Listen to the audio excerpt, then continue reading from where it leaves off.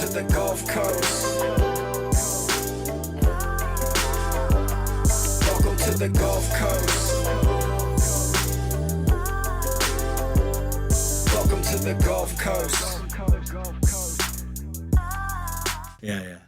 Welcome, guys, to the Gulf Coast Music Podcast. Today's new wave, Blake Pujol. Pujol. Thank you. Dude, it's cool. No one can say my name. That's my favorite little game to play with anybody I just meet. Is I'm just like, just look at it, just try. Right. Pujol? Is it what we meant? Pujol. Everyone wants to soften the J. That's the. You try to go Lafayette on you, you know. Yeah, I got you. It is French. I think largely on both my mom and dad's side, it's French, but so it's probably like Pujol or something really nice. But we just Americanized it and just like slathered mayonnaise on it and was just like Pujol. So, if you don't mind, just always keeping kind of forward-leaning posture into the mic. Yeah. That way, it always picks you up. Gotcha. Yeah, like it's really sensitive. So the closer to the table, the better. I got you. I'll make some terrible table rattling noises. There we go. Nice. Yeah, you mentioned the I guess food, and that's what I wanted to ask you about. When it came to making Idiot Genius, you're putting all these different instruments into it. Is it kind of like you're a chef, and which instruments are like sauces and meats and veggies?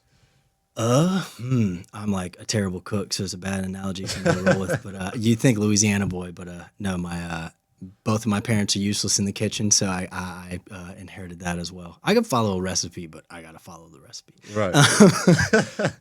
But which instrument is the Tonys? The Tonys. Let's see. I guess that would be the essential. Like you gotta kind of have it.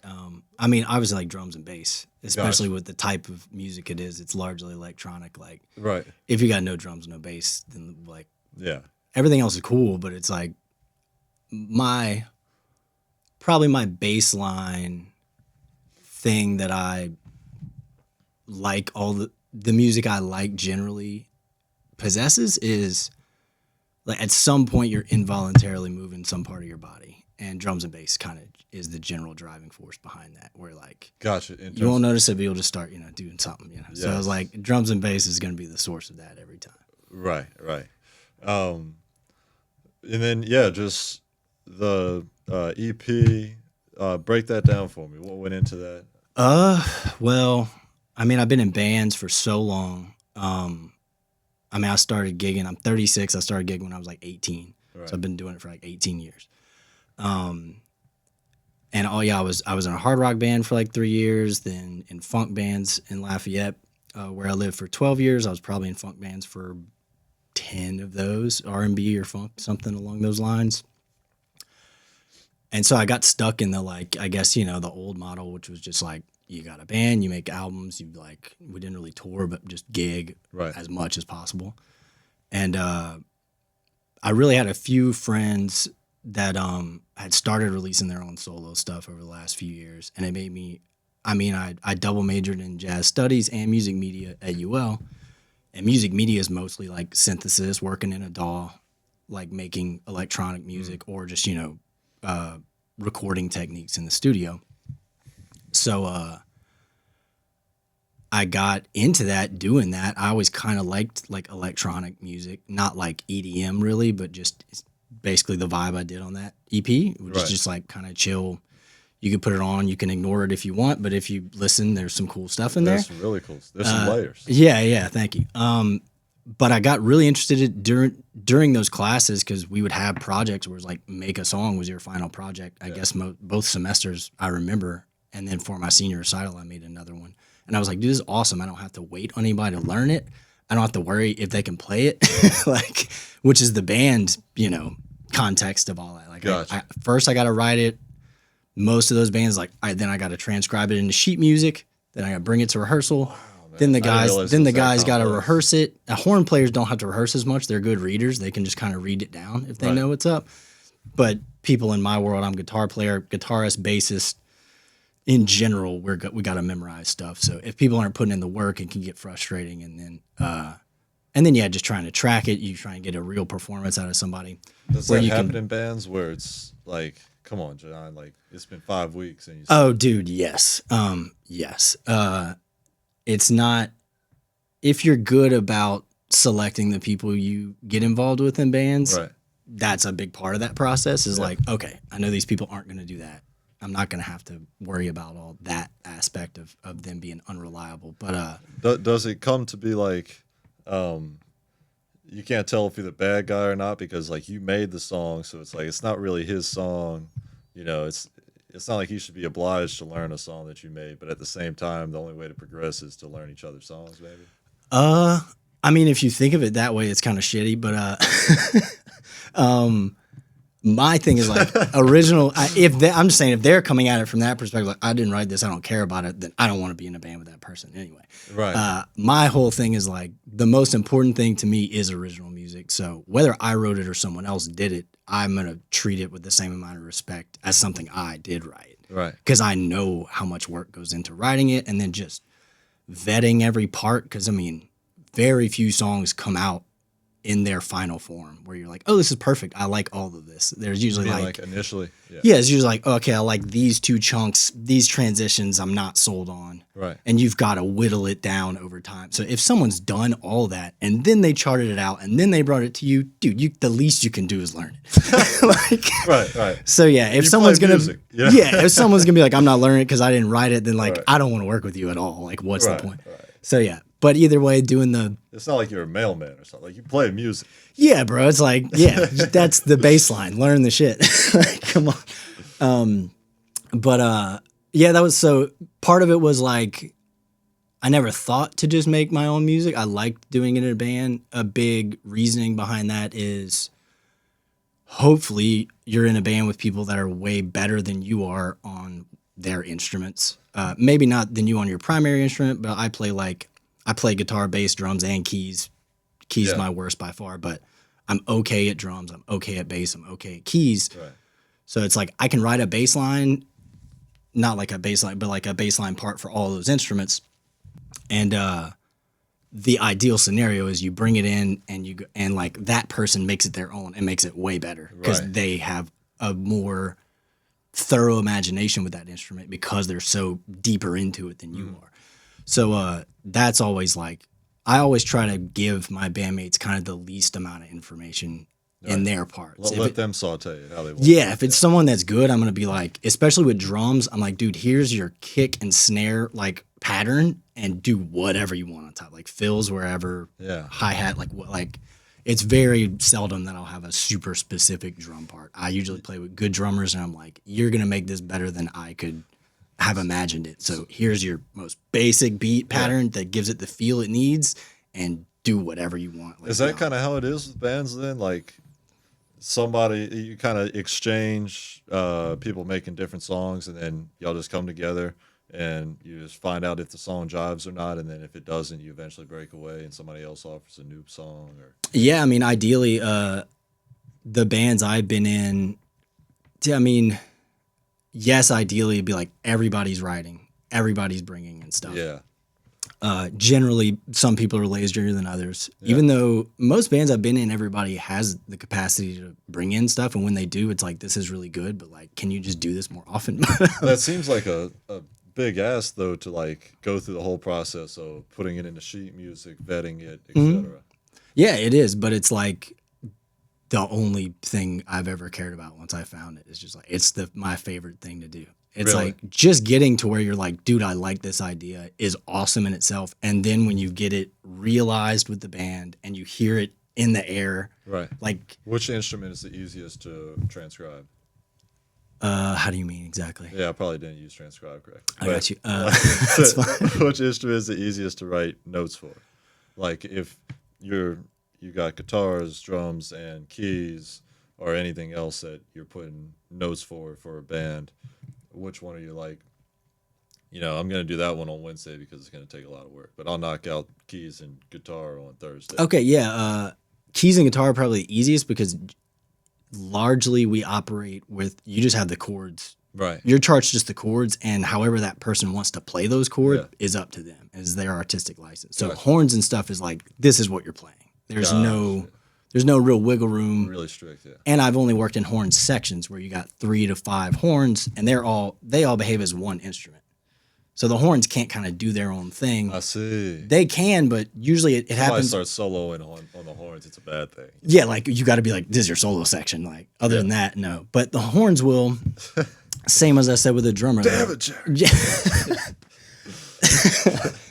But same as I said with a drummer, like a good horn section, good horn players will do the same thing where like over time they might be like, oh, hey, we want to like get into this note this way. Like, what do you think about it? Usually the etiquette is like run it by the composer. Yeah. And if they're cool with it, or if they're like, yeah, whatever, then it's open for interpretation for whatever. And good horn players will do that. They'll just have to do it. They'll do it with a conversation with each other first. And then during rehearsal, be like, "Hey, let's try that thing," and then we'll try it and see. Right. They pose the sleepover question, like that's how kids propose it to their parents. Like, all right, guys, we're good. All right, can we change the notes? Yeah. Either changing notes or mostly it's like subtle things, just like scooping upward or downward into a note, or like maybe from this note to that note, we have a little run that gets there. So there's always little. That's my favorite. Is like. I generally am like we'll write horns and stuff simple as well to where if I'm always welcoming of anybody in the band having a suggestion. I almost always like it. Again, going back to if you're in the band with the right people, then their suggestions are always like, yeah, that's better than like I didn't even think of that, but now that I hear it, hell yeah, that's awesome. Yeah, man, you definitely come off as a instrument guru. Would you say so? Yeah, I mean.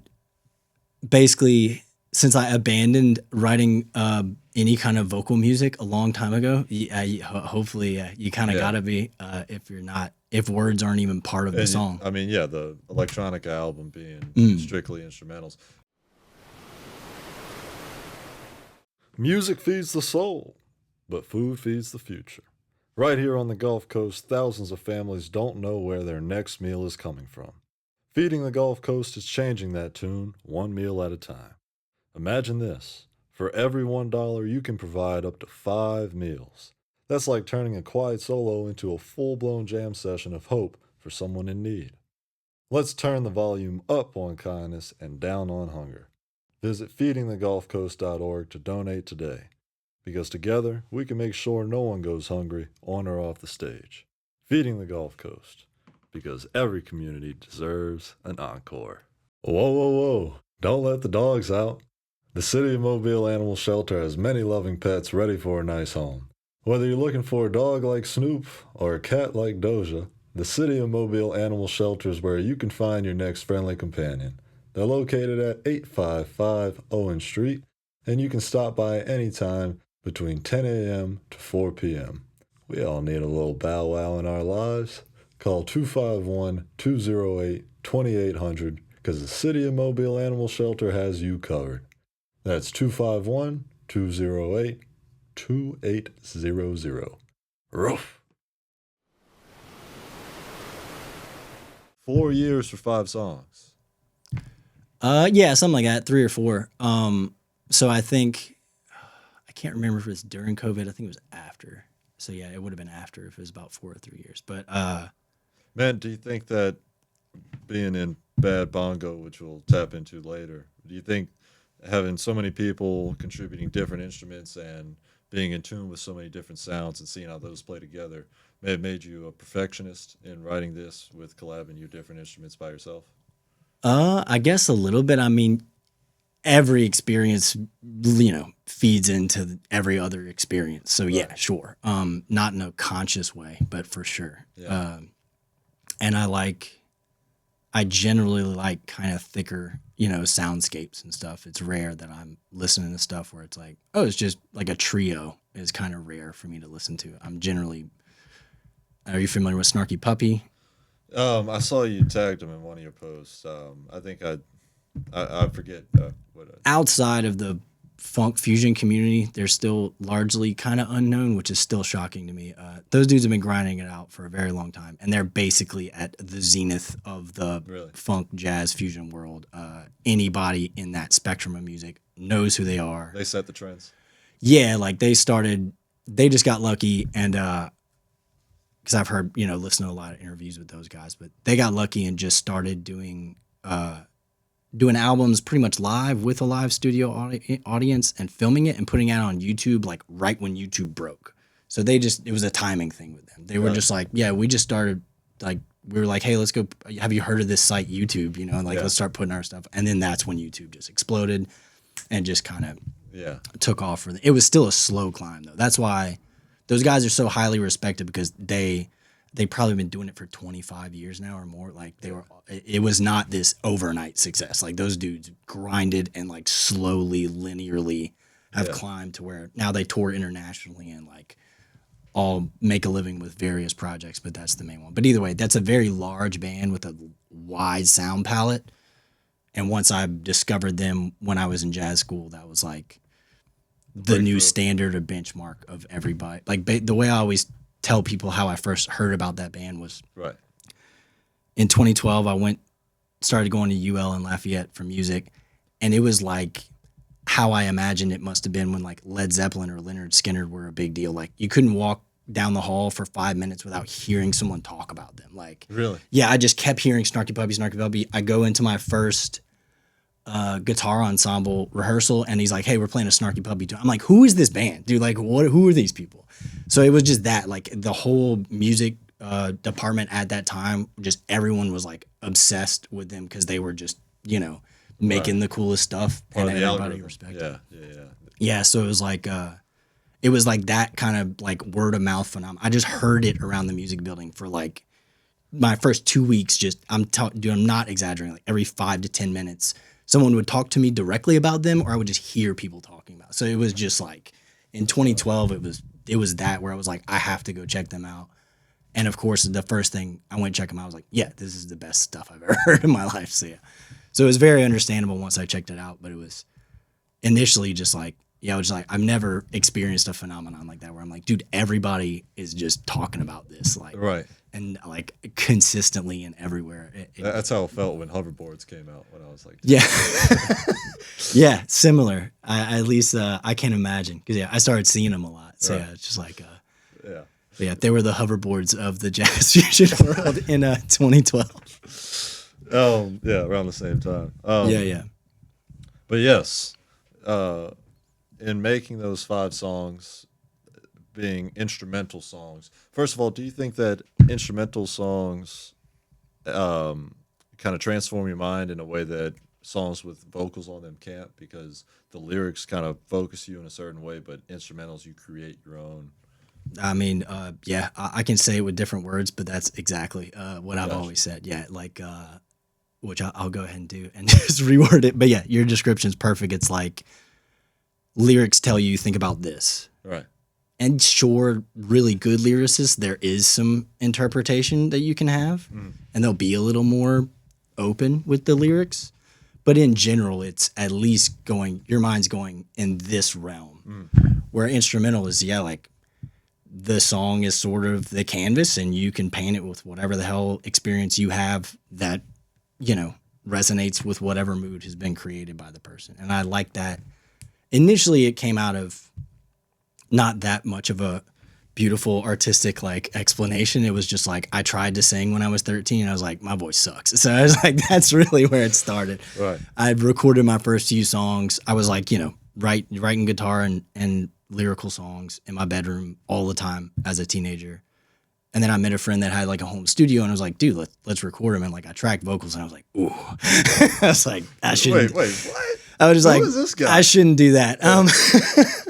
So that's kind of how I started, or at least was like, okay, I just won't mess with lyrics anymore. So at least I was still in a lyrical band at the time, and I would just write the musical stuff and like leave space for lyrics and let the singer just do that. I haven't really gotten to work in that context much, but I still would like to. But I got used to being like, it is kind of a little more, the few times I have worked with people that were going to put lyrics over something, it is way easier to at least write the musical part of the song. Because you're like, the music needs to be less busy because the singer's occupying that space. Right. But when they're not there, it's like, it's harder. It's a party now. Yeah, but it's also like, The parents are gone. Let the horns play. But like, it's also like higher pressure. It's like the music better carry its own weight because there's nothing else going on. Yeah. So I like that, and I've always just had I generally don't like music that doesn't have a very strong sense of melody in kind of every aspect of it. So the lyrical space is still filled in that way where I don't really like, dude, Spotify is so notorious for this. Me and a friend talk about this all the time. It'll be like, oh, like you like jazz, and all it does is throw like organ trio shit in my Discover Weekly, and I'm like, I call it snooze funk. It's just like the most boring. There's no melody. They're just like playing a chord progression for like 5 minutes, and they're soloing. It's like, this is cool, but there's no point where there's like a melody, and I'm just like, I can't like. It just doesn't hold my attention. So I'm always like, there has to be some kind of melodic thread through at least, 80% of this or something, Yeah, I feel that. Just for my own taste, Yeah. At some point, it just starts rambling, as opposed to. Yeah, well, I'm gonna like stop. I'll be driving, and then the song, and then be like, I didn't hear anything that happened in that. So like, I just tuned it out because nothing grabbed me. Yeah, that's fine. Yeah, turns into roadkill. Yeah, and some people like that, and I'm always trying to like. Everybody gets so weird about their opinions that I'm like, this is just what I think. Like, there's a lot of music I hate, and like billions of people love it. So I'm like, it's not bad just because I don't like it. It's like they love it. It literally does for them what the music I love does for me, and gives them joy and takes them out of the struggles of their life. And that's sick. I'm just always expressing like, yeah, I don't like it. Right. Music turns into a comedy special, where it's just like it's cool to roast each other. Yeah, but it's like I'm always trying to not be like, if you like that, you suck. It's like, no, dude, like just I don't like it, but hey, you do your thing. But fucking listen to your music. Yeah, listen to your shit. Like I'm not gonna listen to it, but have fun. For sure. But do you think that in being a instrumental guru and like learning sheet music and learning how things are supposed to go in music, that could interfere with sometimes how your soul would want to react to the music because your mind is so occupied with? That is a good question, and that is the entire. I feel like I've been in a good place with that for a long time, but during music school, that was basically the entire struggle. Yes, that's what a lot of people allude to, is that music school can interfere with music development. Yeah, but I could not say more of the opposite for myself. So my path was like pretty typical for a guitar player. I basically started, when I started playing music, I'm from a really small town in central Louisiana. Nobody does anything artistic there. So I knew one guy that played drums and I played guitar, and that was it. Right. They thought y'all were the devils. Yeah. So, yeah, for sure. Obviously it kind of took on a rebellious nature, and I'm 12 when I start playing. So I'm just like, fuck my parents, whatever, So I'm just learning Metallica and like metal. So I just get deep into metal because I'm like so suppressed in this place that where, I never felt like I fit in with anybody growing up. I found my people. There was like 5 guys that I found. One of them was that drummer. The other guys played music too. We actually started a band initially, but the typical way, like most of them kind of fell off, and me and the drummer just kept going. Gotcha. But so I started with metal, and like probably the first 10 years I played was like heavy metal, hard rock only. Everything else can eat shit. I'm not like interested. So that's funny, man. It's good to start because your technique has to get good. All that music's hard. Yeah. So like I never shun anybody away from metal, especially I've been teaching music for like 10 years. I'm like, dude, if you're a metal kid, awesome. Because like if you just want to bass line play the songs you like, you got to get good. Like that's first order of business. Right. Because it is not easy. You're working backwards learning metal. Yeah. So your technique has to go get really at a high level. But you're taking the hard road. Yeah, but you're probably not going to have that great of an ear or like have that great of taste generally in other realms of music. Generally, another not sign, but characteristic of a metalhead is they think everything that's not metal sucks. And metal's kind of like the bodybuilder of athletics. Like that's the perfect. guy that's just ultra strong but can't fight. Yeah, or like his legs are really tiny. Right. Right. He's all upper He body. thinks he's an athlete because he can lift 300 pounds, but Yeah. he can't go side to side without falling. Yeah, no agility, Right. all upper body strength. So yeah, no cardio. Right. Yeah. So yeah, absolutely. I would He's say lifting that's heavy metal. perfect. Yeah. Yeah, but it gets you good from a technical standpoint. But I started there, and I can't remember what the original question, what you said was. About like how music theory will mess Yeah. up. Okay. So I don't know if you know this. The path through heavy metal generally not involving music theory, and usually it's anti-theory. yeah, it's very much that, which is a problem in the guitar community. Is just like what you first said, which I know a lot of people feel that about any instrument, but guitar is more notorious for this, where they're just like, I don't want to learn that. It's gonna stifle me. It's gonna limit me. It could not be more opposite. Like, so I did 10 years, no theory, all technique, all rage, like no emotion or taste other than anger or whatever getting out. But Do you think that, like in painting, the art form of painting, that the concept of just throwing paint on the wall is kind of like heavy metal, where maybe it's not because it doesn't take as much skill. Or I couldn't. Maybe that's a bad analogy. yeah, I feel like that's almost the opposite. Like that's more Right. an abstract world, Right. where Right. it would probably be like, let me get perfect at drawing faces or something. Like it's just a technique. Like Yeah. it's Yeah. just funneled into like Right. Well, let me get perfect at drawing. execution is the whole thing. Right. Like expression is sort of secondary. I just want to be able to execute these like acrobatics basically. Yeah. Let me get perfect at drawing like hairs on somebody's arm. Yeah, it would probably be closer to that. Where It's like, how do you apply that? the Jackson Pollock thing is throw the shit on the canvas and like, all right, that's the painting. Like, Yeah. which is sort of coming from the opposite way. Gotcha. But you need both. Yeah. You need the technical execution, but you also hopefully are merging other things in there to where then it has this really clean delivery, but it's still like something you can relate to and Right. like kind of mold your life experiences into and feel something from it. But so I'm coming from metal, no theory. I even had a bass player in that first band I was in. He taught me probably like the note names on the low string, so I at least knew what power chords I'm playing. But he would try and tell me other stuff and be like, no, I don't need that. And then, dude, I started music school and I was just like, I'm so dumb for not learning this shit. In the first couple semesters, I was just like, you're learning the very basic beginnings of music theory. And I'm like, oh, I've been playing the same shit for 10 years. Right. I didn't know how to analyze it and understand that.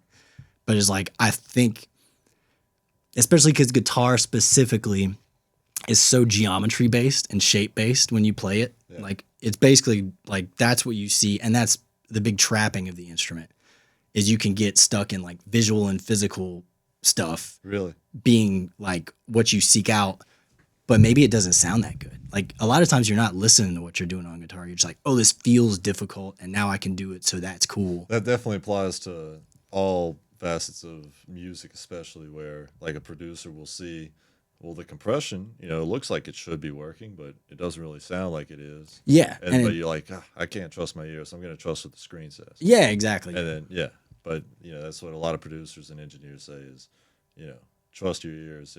It's good when it sounds good.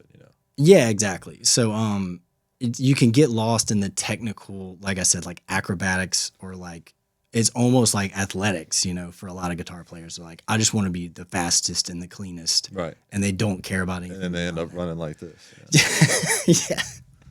But dude, yeah, learning the theory stuff, like I probably from before music school to after music school, I probably was like 10 times better as a musician overall. Like my technique was probably worse, like measurably, just a little bit, but the amount of like new palettes of sound I could access and like just understanding of music in general, because all I knew before that was like guitar, bass, drums, and then I knew about horns, how to orchestrate for horns, how to orchestrate for strings, how to read sheet music, create sheet music. Like I've got these skills that were so much more widely applicable to all of music. And I was just in this little limited zone for so long that for me, it was like, I would not trade that for anything. Like, and I absolutely don't think the theory stifled anything. So, but where were the struggles then? You mentioned that there. So the struggle is, Yeah, not letting your intellect get in the way. Right. Because you're learning all this new information and you are learning how to analyze music and like rationalize what's happening Yeah. on a deeper level. And yet this is still something I struggle with. I'm not as bad with it, but it's like you start to learn, more like formulate chord progressions according to music theory. So then if you write a progression and it's that, you're just like, that's lame. I can't do that. Like everybody does that. So I got to put a new chord in this. But ultimately at the end of the day, it's like, does that chord progression like feel good? And is it a cool vibe? Because like, that's really the end goal.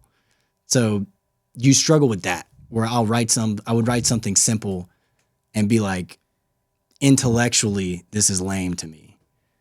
And I'm ignoring how it makes me feel, Right. or the sound. So that's the battle is like you're fighting your like intellectual satisfaction versus your emotional satisfaction I feel and that. trying to like, the ultimate is merging. The ultimate is when you have both. Like you have a song where you're like picking this apart and analyzing it is like, this is really intellectually cool stuff. And it's like logical sounding and like brings me like rationally through these moods and stuff. So like that's the chosen, like that's nirvana. Like if you can get the intellectual stuff at play and still have it be something that someone who's not a music nerd can still like, that's the best. Gotcha. Yeah. Gotcha. And it's hard to do, but that's the ultimate. But that is the whole battle during music school is like you'll make these songs that are like intellectually gratifying and you listen to it and you're just like, it sounds like shit. Like it's just all over the place, Like a good chef isn't gonna put, the best tasting lasagna and just scatter it on the plate and it's just like it looks like it came from the trash, but it tastes good. It's like you kind of have to put it in a way that it looks visually appealing as well as taste wise. At Roosters, we are committed to using quality, locally sourced ingredients as often as possible. That's why we partnered with Bayou Corps Farms to take their heirloom corn, locally grown in Bon Secours, and use it to create the corn flour for our new always fresh corn tortillas. Our other partner, Tortilleria E&H in Daphne, receives the Bayou Corps corn flour and uses it to make the tortillas. The heirloom corn tortillas then get delivered to Roosters, where they are used to make our signature tacos. The end result is freshness and flavor you can't get anywhere else. Roosters, for the love of food. Hey fighters, listen up. Are you tired of feeling like your conditioning holds you back in competition? It's time to bridge the gap between theory and real performance. At Dexter's Fitness Center, we're launching a combat sports strength and conditioning program designed for boxers, kickboxers, MMA fighters, and combat athletes who want to get faster, stronger, and more flexible while building the endurance to go the distance. No more outdated workouts, no more burnout. This program is built to enhance your skill work, prevent injuries, and maximize your potential without wasting your time or overwhelming your body. Training starts August 12th at Dexter's Fitness Center, 1900 Government Street, Mobile, Alabama. Sessions are Tuesdays and Thursdays from 6:30 p.m. to 7:30 p.m. and Saturdays from 11:30 a.m. to 12:30 p.m. If you're ready to step into every fight confident, prepared, and in peak condition, call 251-709-2654 or email contact@dextersfitnesscenter.com today. Let's build the fighter you're meant to be.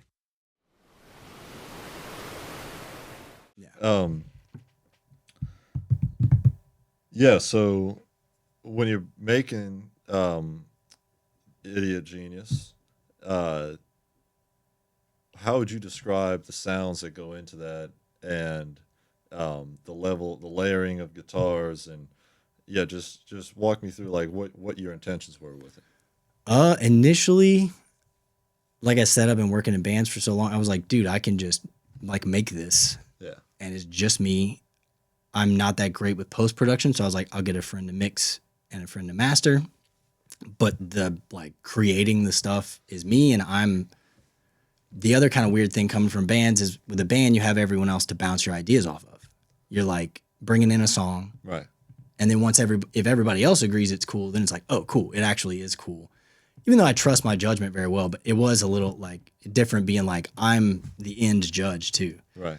I would show it to friends, but I would be like, don't give me compositional notes. Don't tell me you would change a part. Just tell me like layers and like technical. Yeah. I would bring in my friends that know more about production and just be like, should I change some instruments or something? But I was I was like, you can tell me stuff about the composition, but I'm ignoring it. Like, I'm not. Yeah, it's like, That was the whole goal, was make it something that was just mine. Like all the ideas were mine, and no one else contributed creatively in any way. right.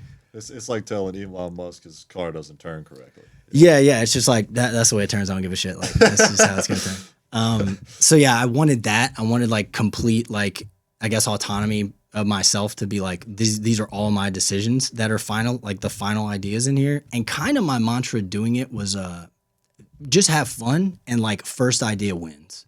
I tried not to overthink anything while I made it. I was like, I tried to get out of that intellectual shit. And a lot of what I did was there's only one guitar solo on the album. Everything else is like programmed keyboards and everything. Right. And keyboard is like my fourth instrument. I'm the worst at it. So I'm not as good at applying. Does it make you like less inclined to play the keyboard then whenever you're like, all right, got to put some keys down. Let's make this quick. No, not necessarily. But it gets me out of I'm so quick to intellectualize when I'm on the guitar, because that's where all my theory, like learning and stuff, has been applied. And I'm not as great at doing it on the keyboard.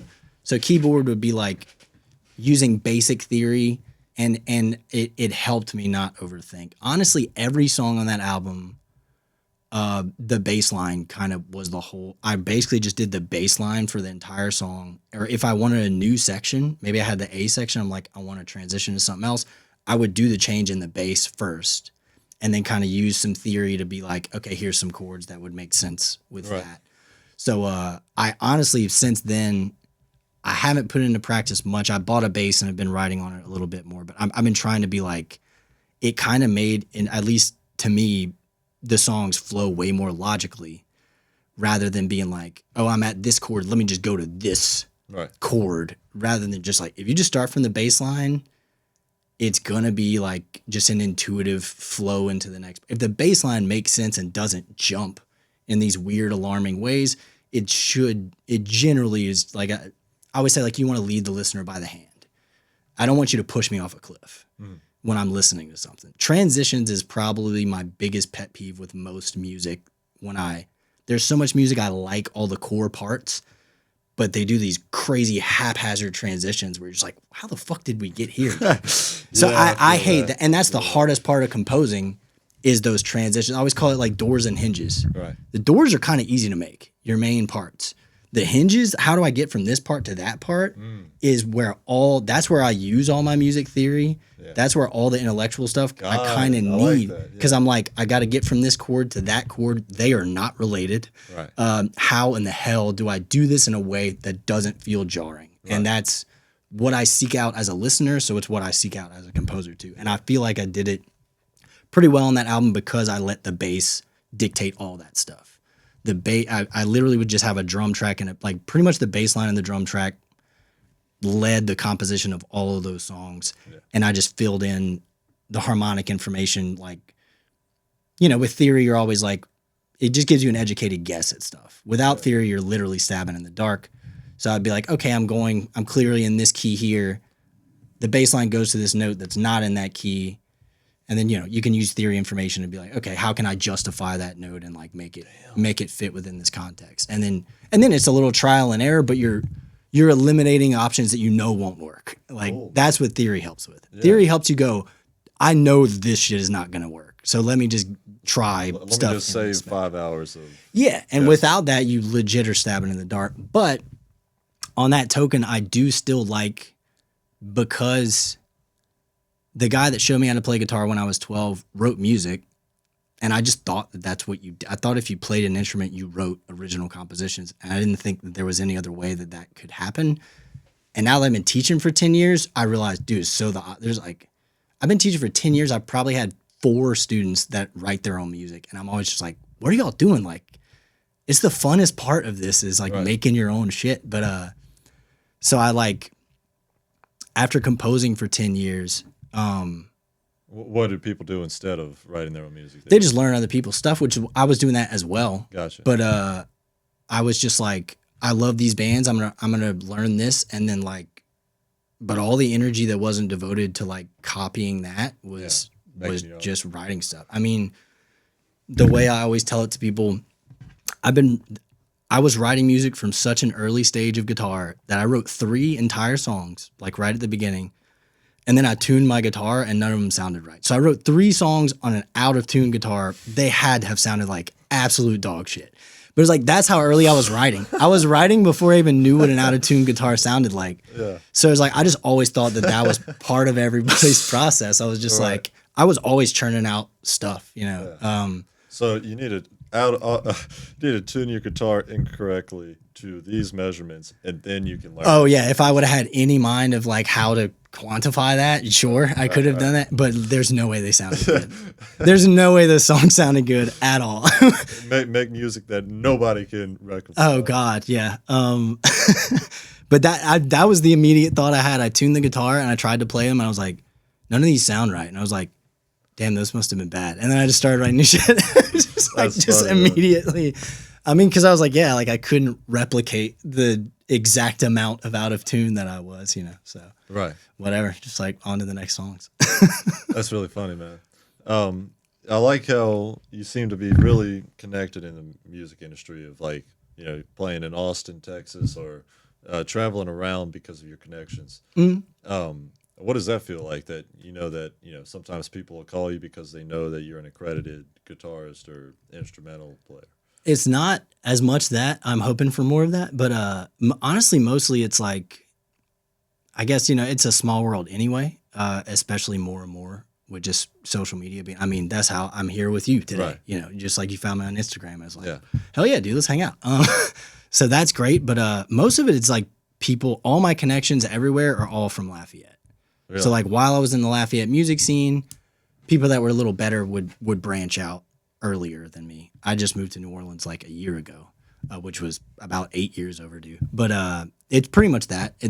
All the people I know in Austin and elsewhere are all like Lafayette people I met in music school or like in the years afterward, and they just branched out. And so when I want to go to those cities and go sit in, I always hit them up, and they're always like, dude, hell yeah. So yeah. It's really just that. It's like small town origin stuff, but those people have, you know, like I said, expanded into other markets themselves. So just hit them up, and it's like old friends, all of them. So yeah. Cool. Yeah. Well, what is next for you with music? A lot. So we had Bad Bongo. They changed the name to That Bad. They just wanted to do a rebranding, different thing. Those guys are still going. I saw them play a show like last week or 2 weeks ago. That's so crazy how deep that band is. Yeah, we had 11 people when I was in the band, which is a great way to make money. You need a school bus. Oh, dude, it's like I've always said all of my original projects are like, okay, how can we make the least money? Right. It's like, all right, let's play instrumental, right? Like like jazz fusion music. Let's get 11 people, so we have to split it 11 ways. Right. So yeah, I never care. Everybody gets a chicken nugget. Yeah. If you're lucky, maybe like a half a nugget. Right. Most of the time. But I like I've always said like I played in wedding bands probably for the last 4 years. That's kind of the only way to really make like substantial income in this industry. And that's what allows me to be like, when I'm working on any original stuff, I expect $0 and I'm fine with that. The original stuff is what makes me want to like continue living life. Like that's the entire source of me enjoying my existence is original stuff. So I do the money thing so that I have more than enough to like, then, you know, we can even pour money into the projects we're doing now, which brings me to, so yeah, a few of the members of Bad Bongo moved to New Orleans together. We were trying to get the whole band to move, but most of them wanted to stay in Lafayette. So that's why they did a rebranding thing around that time. That was about a year ago, a year and change. Me and 2 of those guys and another friend are starting 3 bands. The first one is called Losing Touch. It's like a progressive rock world music thing. There's like horns and strings and distorted guitars and shit in every song. It's a lot. It's really great. We're done recording the album. We're in the post-production phase right now. And then we're going to make some promo and all that stuff. So that in the next 6 months or so, I'd say album should be out on that. But it's me and 2 of the guys from Bad Bongo and our friend Matt that plays bass. That was basically a brainchild of just 2 of those guys. And initially I was like, yeah, I'll just play guitar for it. Like I'm cool with not being creatively involved. Right. I was kind of burnt out from bands, honestly. I've been in bands for 10 years. And most of the bands I was in, I ended up kind of taking on a leadership role and like booking, organizing the practices, Gotcha. doing all the logistical like Right. work, which just exhausted me. So once like I moved to New Orleans, I was like out of a band for a while. I was like, I'm cool with not doing any of that. Right. But I was like, I still want to be in a creative project, obviously. But I was like, let me just be the guitar for hire for this, basically. Do you balance a day job with being in a band? No, I just teach lessons and do the wedding band. Yeah. That's awesome, man. For the last, That's a dream. I think it's been 5. It's either been 5. I think it's been about 5 years since I haven't had to have a day job. Was it a leap of faith? Yeah. I was working in a meat market in Lafayette, and it was a little early. I joined that One for of 50. Yeah, dude. It was a Little Veron shout out, dude. All their stuff's dope. I love their stuff. I was working there, teaching lessons, playing a church gig, and playing in a wedding band for a little while. So had about 2 hours to myself every night before I had to go to sleep. And I was just dying, because I just like was just grinding all around the clock. And once the wedding band kind of started getting traction, it was a little too soon, but I was just like, fuck it, dude. I love that, man. Yeah. No, but I was like, this, dude, I mean, even this, like I had to get up for 8:30 in the morning just to come here because it's like a 2-hour drive.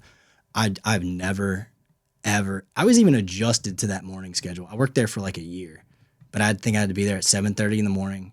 So even I was like, my sleep schedule was that, and I was used to it. It's still, I can't do the mornings, dude. I can't.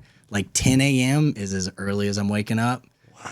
10 to 12. Well, now that I teach lessons, it's all after school. The earliest lessons at like 3:30. Gotcha. Maybe 2:45, Gotcha.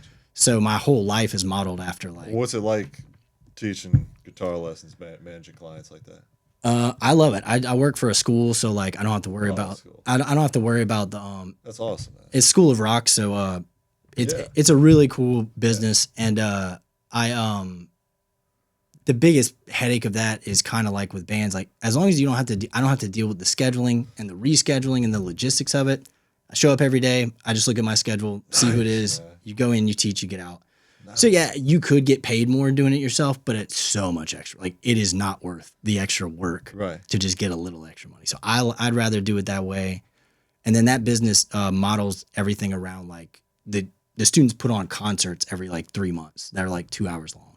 So everything you're teaching them is like legit stuff that they will use. Yeah. A lot of places, if you just teach someone to be a bedroom guitar player, that's all they can do. They don't know how to play with other people. They don't know how to. A lot of satisfaction out of it. Yeah, and the biggest thing about being in a band is navigating mistakes. Right. Because they're not going to not happen. Mm-hmm. And that's from cutting teeth in my bands in the first few years.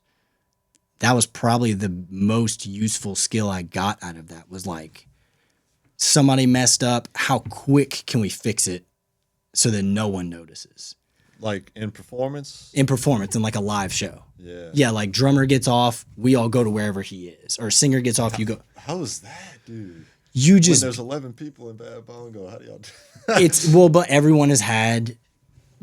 Most of the people in Bad Bongo are around 10-ish years younger than me. That's kind of another thing is like people in their 30s kind of got kids and shit. They're harder to. Right. They're not as free with their schedules and not as willing to like take risks and go on tours that aren't going to make money. So I've kind of started gravitating to working with younger and younger people because they're just kind of the people that live the way that I do because I'm not married, no kids, and like I never really wanted that stuff. Yeah. But those guys still had a lot of experience before that. Like it's really about, especially when you get in a band, everyone has their individual paths of experience that led them there. Everyone already knew how to do that. If people don't know how to do that stuff, that's like the most basic skill is like fixing a mistake on stage. And gotcha. I also, 2 important things I learned from my first band is the only way people notice you made an error is if you make a face at a bandmate. Yeah. So if you be like do that, because in my first band, we would do that shit all the time. And people after would be like, yeah, I didn't hear anything, but I saw y'all make a face. And it was like, okay, so don't do that. Well, what if y'all just did that on purpose to like fuck with somebody else in the band? You could if you want to. If you want to like, troll. All right, on the 3rd quadrant of the song, everybody look at Johnny. Yeah. Like, yeah, but give him a look that you would only give. It was like, what the fuck is that? And Johnny just. Yeah. Like, did I do something? You could do that. That would be a good move. Just like destroy Are we someone's playing the Beatles? destroy someone's confidence while they're on stage. Be like, did I mess that chord That'd be up? a funny prank. Yeah. Just troll the shit out of them. But that was the first thing I noticed was like, okay, if you make a mistake, don't don't acknowledge it facially. Right. Just power through, because then they won't. And then in the same vein of that is, dude, people that don't play music don't notice when things go wrong. Yeah. It's nuts, the level that there's one story I always tell. It was that hard rock band. We're playing a New Year's Eve gig. You always do a break for the New Year's Eve countdown. It's always too long. Drummer got too shit-faced in the break. Classic. He chugged like a bottle of champagne by himself or some shit. Wow. So we get back up and it's like rough. And we get to the last song. We're playing Fuel by Metallica. We're playing it. At some point, I'm just like, I don't know where the drummer is in this song. And then, so he's somewhere. It's only a 4-piece band. He's playing some part of the song, just not the part we're supposed to be in. And I can't. Just hitting sticks. Yeah, and drums is like, that's what dictates everything. It's the foundation of everything. So when the drums get off, it's like, good luck, dude. Daddy's having a good time. Oh my God. So drums were off. Bass, singer also played guitar. Bass and singer, I think they were together, but in a separate part of the song from the drummer. And I'm just like, I was like, I can't tell where they are or where he is. I just started making shit up. I just started playing riffs in like E flat, which is like the tuning of that one. So I'm just making up bullshit riffs because I'm like, this is just, it's chaotic. So I'm like, audibly, this is just like a fat turd. This is the worst thing anyone could experience. The sky is falling, fucking. And it happened for at least 60 seconds. It was 60 seconds. Like, it was a while of that happening. And it was literally my friends I started that band with when I was 12 were there in the crowd. And this is the last song. So right after this just debacle happens, I walk off stage immediately and see them. And they're like, dude, that was awesome. And I was like, did you hear what the fuck that just was? And they were like, yeah, dude, it was awesome. I said, hang on. I was like, did you listen to that last song? They were like, dude, yeah, it sounded sick. I was like, no, it didn't. I was like, did you not notice how much we fell apart? And they were like, no. And that was the moment of clarity where I was like, no one will ever notice anything. I was like, if they didn't notice that. Right. It's like when Hurricane Katrina hits and the air conditioning's still working. It's like, oh, yeah, dude. He's like, yeah, I didn't notice anything. The roof fell in, but still cold. So yeah, dude. But yeah, so that was literally the epiphanal moment where now I've never worried about him on stage mistakes since then, because I was like, that was still to this day the worst sound I've ever been part of in my entire life, and no one noticed. So I was just like, dude, people don't notice as long as you just power through. Like, and so on that token, people that have played for a while all know how to fix those mistakes, usually in under a second. Like something goes wrong and you just like cut a beat off or add a beat. Yeah. You don't even do it consciously. You just like, oh, I can hear what they did, and you just change your part to like match back up. Cool, man. Cool. Yeah. Well, that's all I've got. Is there anything else that you wanted to discuss? Not necessarily. I mean, I don't know. What about what was your path through music? I know it's like your show. We're not doing that. No, that'll be too long. No. No, man. I mean, yeah, I appreciate the opportunity just to come hang out and talk about stuff. I really appreciate you for coming. Yeah, man. Yeah. Yes, sir. No, it's been cool. Thank you guys for tuning in to another episode. Blake Pujol's starting 3 new bands. Catch them anywhere, and yeah, stay tuned. Go stream Idiot Genius on all platforms. Yes, please. I won't make any money, but I just want other people's ears to experience it. Great stuff. Do some shrooms, watch Transylvania, and play some Idiot Hell yeah, I'm down with it. Welcome to the Gulf Coast. Welcome to the Gulf Coast.